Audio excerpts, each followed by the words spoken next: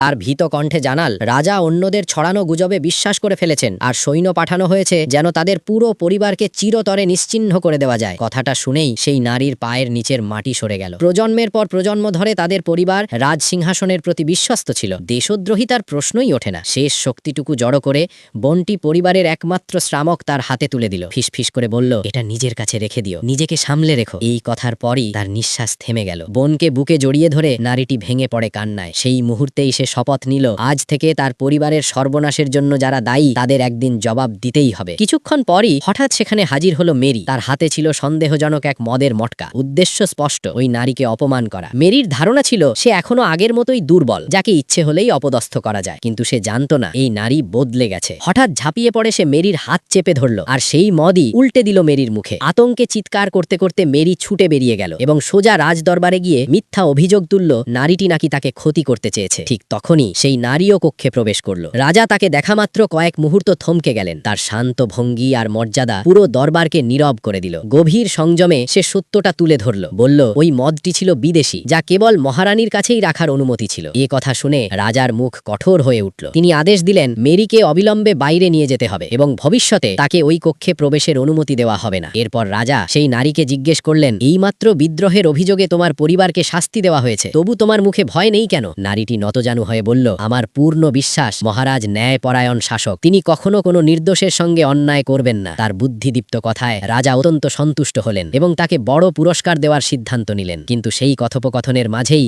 নারীটি এক ভয়ঙ্কর সত্য জানতে পারল। এই সব গুজব ছড়িয়েছিল স্বয়ং মহারানী, আর রাজার অন্ধবিশ্বাসী তার পুরো পরিবারের ধ্বংসের আসল কারণ। সাবস্ক্রাইব করে রাখুন, পরের পর্ব খুব তাড়াতাড়ি আসছে।